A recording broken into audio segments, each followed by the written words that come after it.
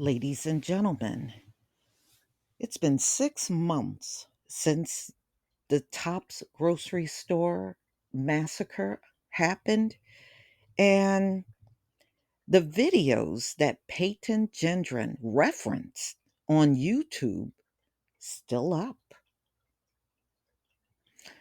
So I'm going to let you listen to this audio that comes out from Buffalo News. Support this work for $1 a month. In the months leading up to the May 14th massacre at a Buffalo supermarket, accused gunman Payton Gendron turned to YouTube to plot parts of his attack. One video he watched explained how to remove a lock that prevents semi-automatic rifles from accepting high-capacity magazines. Another video taught civilians how to win gun battles through military-style preparation and training. I've just been sitting around watching YouTube and stuff for the last few days, the gunman wrote in his online diary. I think this is the closest I'll ever be to being ready. Like other social media platforms, YouTube has struggled to moderate content related to guns and firearms. Amid a growing epidemic of gun violence in the United States, and under intense political pressure from federal lawmakers, the site has scrambled to crack down on videos that sell firearms or instruct users how to build or modify guns. But 5 years after YouTube began ramping up its restrictions on firearms content, many of the videos that informed the accused May 14th shooter and others like them remain on the site.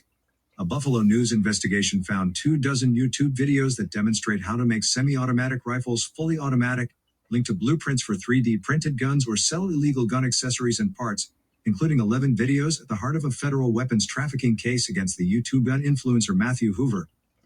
Now, you heard that, right? I'm going to stop right there. You hear these type of videos on YouTube and they're still up.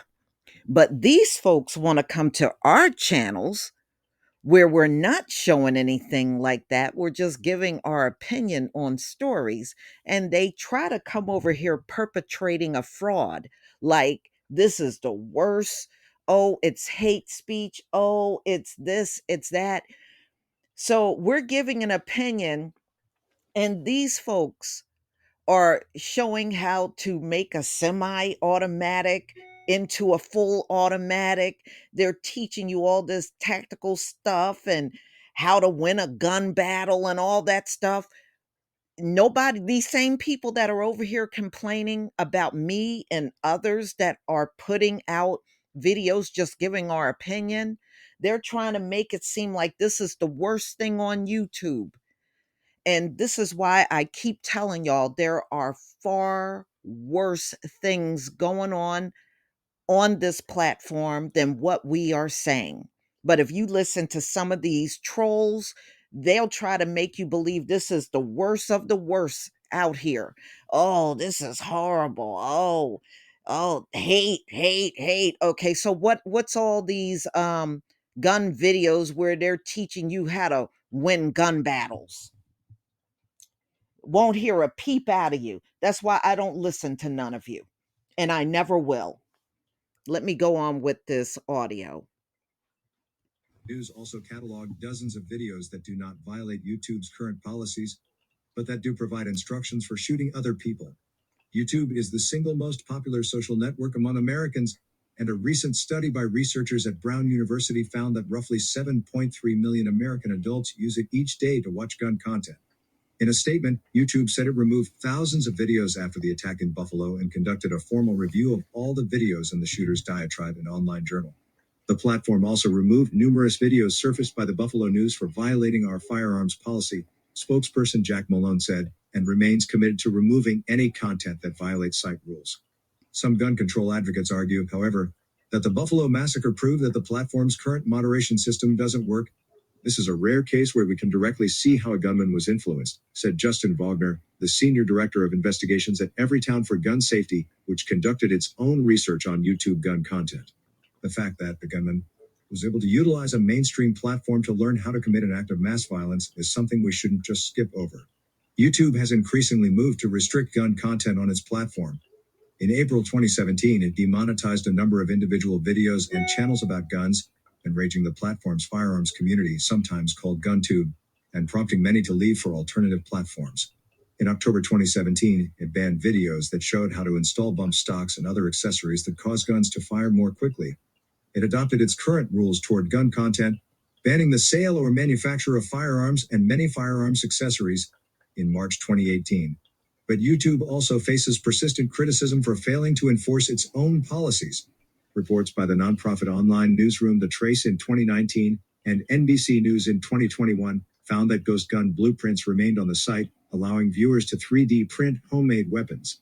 In a February 2022 letter to YouTube, a group of 5 Democratic senators, led by Senator Richard Blumenthal of Connecticut, criticized the company for failing to take down gun videos that violate its policies, noting that one congressional researcher found dozens of such videos in less than 10 minutes. In a response to the senators shared with the news by congressional staff, YouTube's Director of Government Affairs and Public Policy, Alexandra N. Veach, said that only 12 to 14 of every 10,000 YouTube views come from videos that violate the site's restrictions. We constantly work to improve our detection of content that violates our policies, as well as review policies to keep pace with content that could cause real-world harm, she said. The response arrived 2 months before the Buffalo attack. Videos used by shooter remain online. Documents published online by the accused gunman show that YouTube was one of the primary websites he used to research weapons, shooting tactics, and tactical equipment. Now, ladies and gentlemen, in the past, there have been a number of things out here before mass shootings, including manifestos, you know, and a lot of times they don't get those manifestos offline until after the mass shooting. While they're out here and they're being active, they rarely catch it because those are not the kind of people they choose to watch on YouTube. They choose to watch people like me or some of the other YouTubers that put out similar content that I put out. They choose to watch over us and try to track everything we're doing. While in the meantime, you got your Payton Gendrons out here. You got people putting manifestos. You have people like Nicholas Cruz that are openly talking about killing people on live streams and stuff.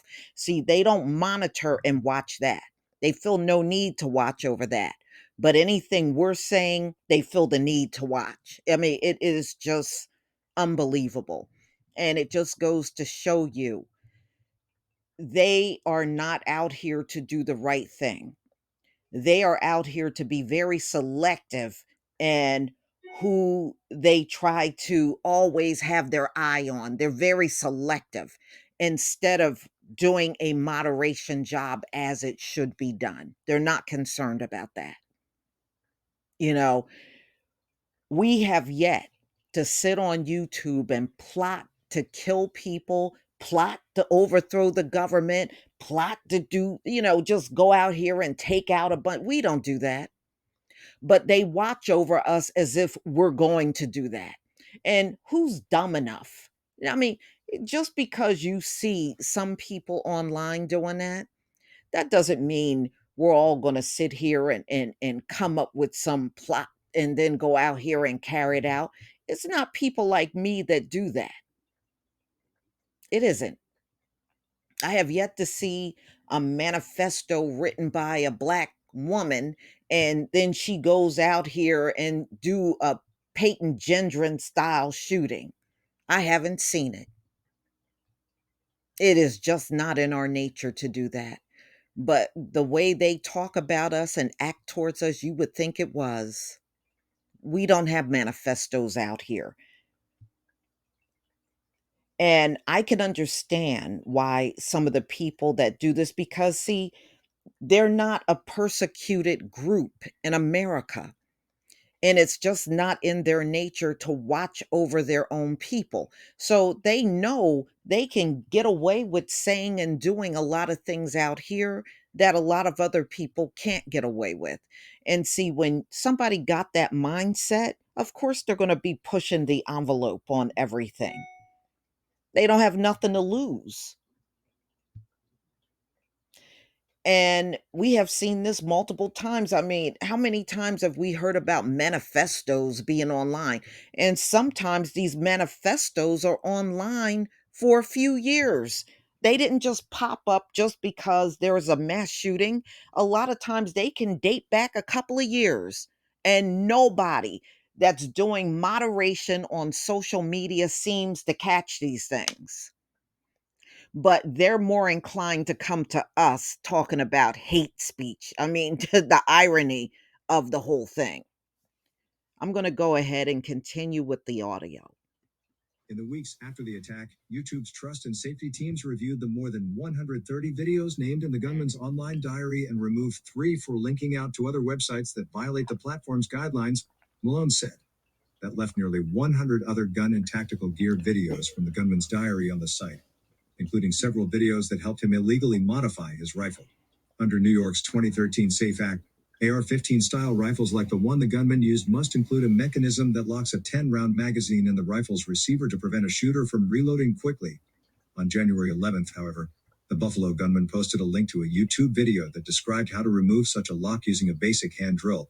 It says you have to drill it out to get it, he wrote in his diary.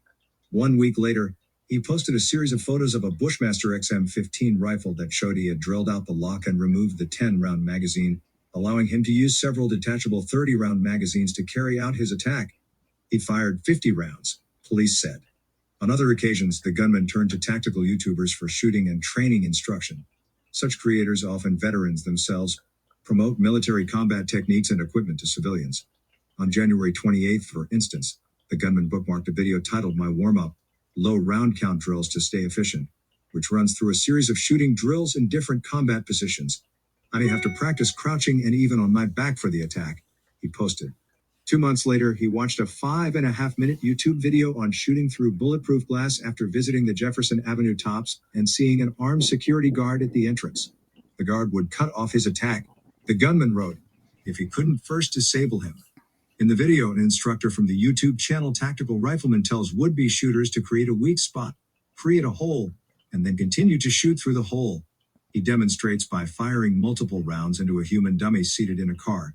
The shooter echoed the video's directions in his diary. Aiming at the same spot through the glass is critical, he wrote. I have to shoot quite quickly before the security guard moves away. I'll watch some more Tactical Rifleman's sick videos and try to train, I guess. None of the 3 videos violate YouTube's policies, which make allowances for educational content, said Malone.